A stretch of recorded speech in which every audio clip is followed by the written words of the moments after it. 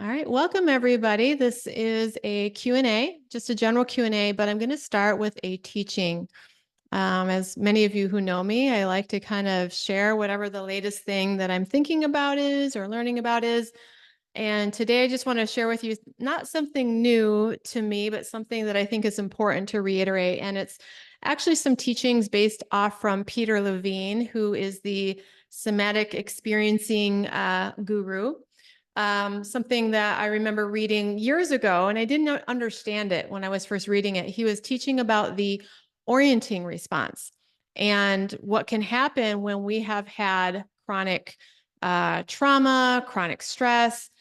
And I was revisiting this part of one of his books, and it really reminded me of why doing the orienting practice is essential. I mean, it's the simplest practice. And for many of you who are new, we do orienting in the first module with the Be Here Now exercise. And we also do it in module 5. It's called Somatic Orienting. And we'll do a practice here today in just a moment, but I want to talk to you about the things that he says about this and then relate that to what you guys are experiencing here with limbic system dysregulation, with cell danger response, with ongoing symptoms, and what's happening in the nervous system as it relates to the orienting response and why it's so important to take the time to retrain it. Orienting is truly my favorite practice out of all of them. I do orienting a lot, and I highly recommend that orienting be a lifestyle practice for you, and I'll explain why. So Peter Levine talks about how trauma is a process in our body that hasn't been allowed to be completed. It's some type of energetic experience that was stopped in mid-tracks. Maybe we needed to fight, but we couldn't. Maybe we needed to run, but we couldn't. Maybe we needed to speak our truth, but it got shut down. Somehow, maybe we had to hold still when we didn't want to. So it's been stopped in our body. And the deal is that the body is trying to complete that response and come back into homeostasis. So what happens in the body if the aroused state of trauma doesn't go away? Well, it could be many years or decades later, and you don't even realize that your body is acting out a trauma response. And it can look like lots of things, like being fight or flight, hyper aroused. It can look like constriction and just being frozen in, just that tight braced type of personality, or just persevering and getting through it, which is a lot of constriction behavior. It can look like chronic dissociation, where you're always going into the fantasy world or you don't even feel your body. It can look like helplessness, where you're just feeling overwhelmed. I can't do this. Maybe even victim consciousness over time, where you just get stuck there.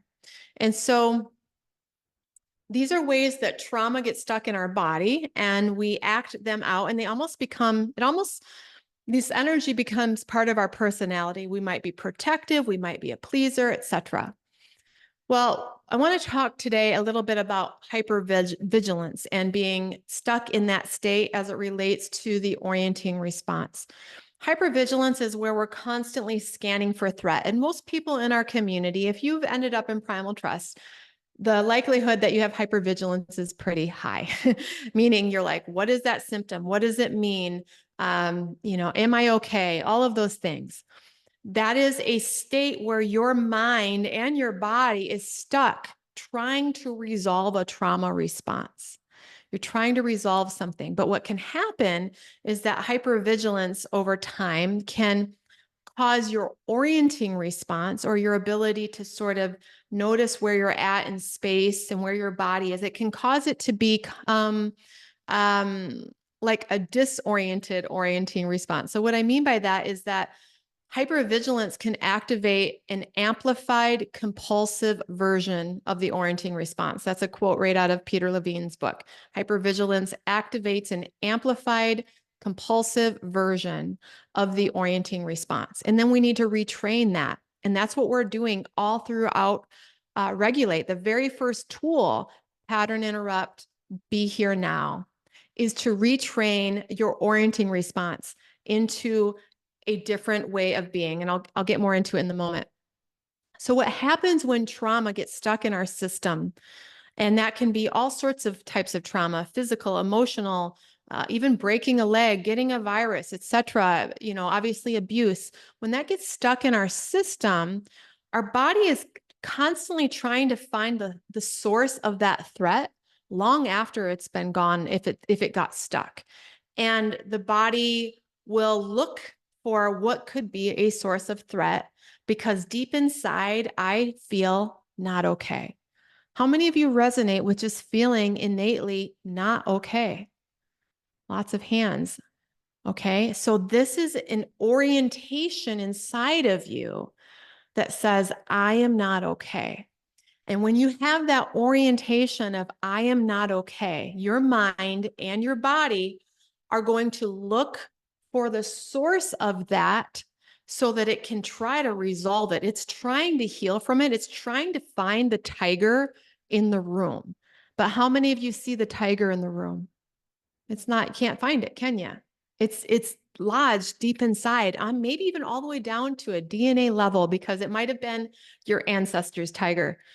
And so the body's trying to find that tiger in the room. The mind is trying to find the tiger in the room, and it's constantly looking for it.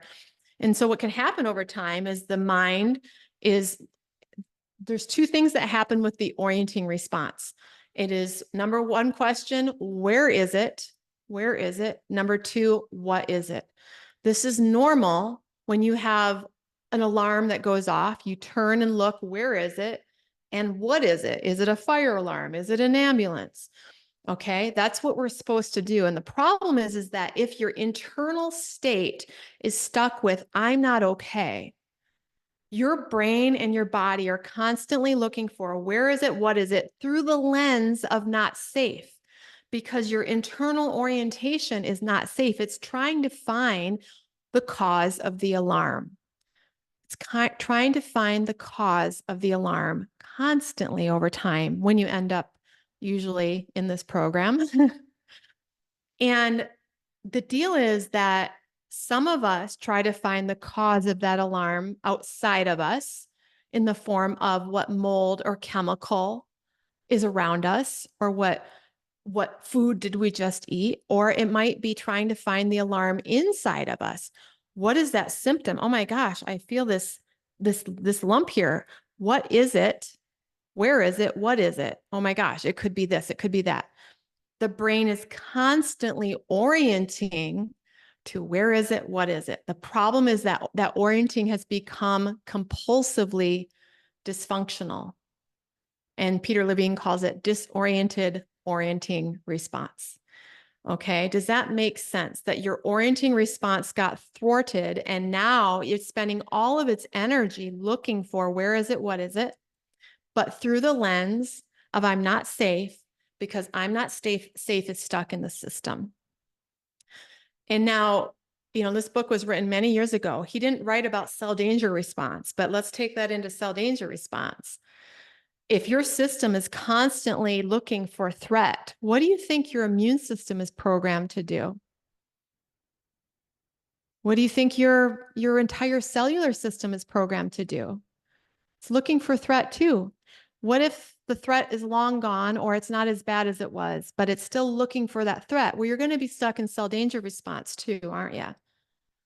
And so one of the things that I'm really digging in with all the research I can, with all the conversations I'm having with smart practitioners, is how do we reverse this cell danger response? And over again, it comes back to the nervous system. It comes back to the vagus nerve. It comes back to our perception of the world. Like, yes, removing toxins, removing pathogens, eating cleaner, all of that's great. You can do all of that, but if this internal, I am not okay, there might be a tiger in the room or inside my body, if that doesn't go away, that cell danger response does not fully shift.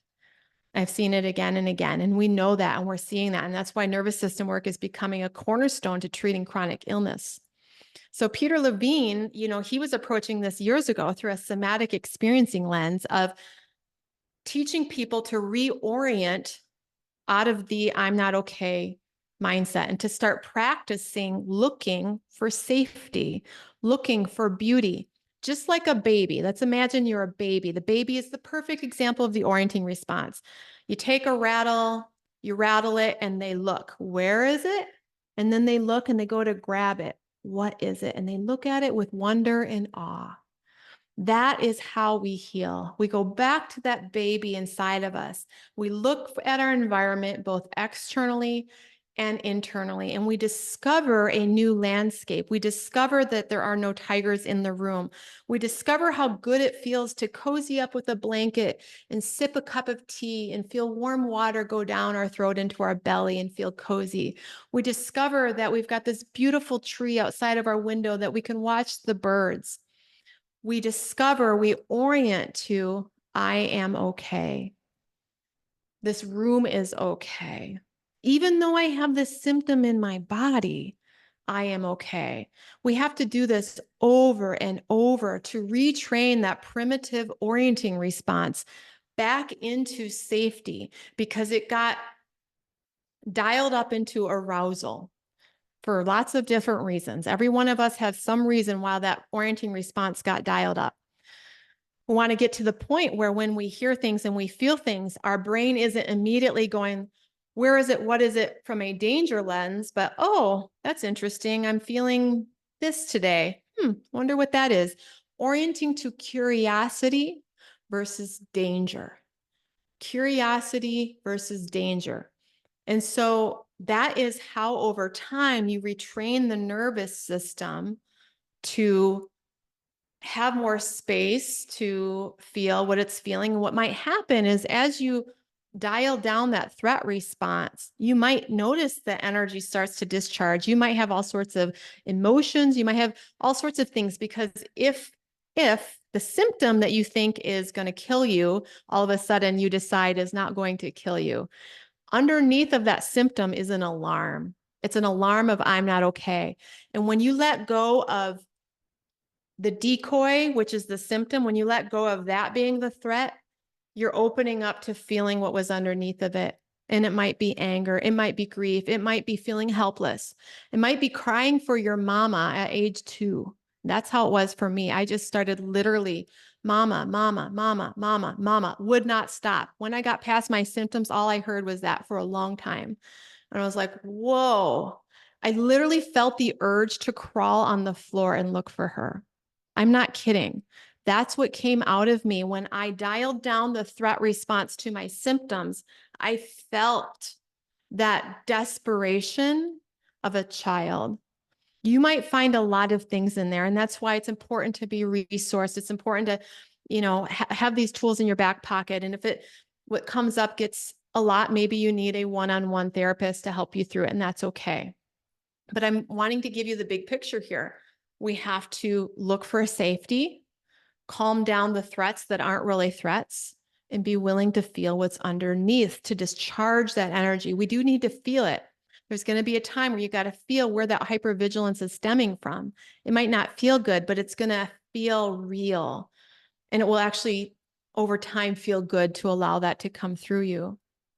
So what's happened at this point is a lot of your rational brains have become irrational in this search for identifying the source of danger. It's become repetitive and compulsive. All the changes in your body become a threat. Yeah, Peter Levine would say that you start misinterpreting everything, even caffeine, which is a slight arousal feeling. It'll make your limbic system go crazy because any arousal will feel like a threat. It's intensive alertness. You're seeing danger everywhere. So he says that we're unable to be curious when we're in this state, but I know that we can retrain ourselves to become curious again and to learn how to see the world with beauty and awe. And it might mean that trauma and this underlying aroused state might start to come up and through. And that's where you use your tools and your practices to hold space for that. So I hope that was a helpful teaching on why the orienting response is so, so important. And so it's the littlest exercise, but I do it all the time. I always need to retrain my orienting response. My orienting response was dialed into threat from the moment I can remember. So I have to look for it, to look for safety and beauty.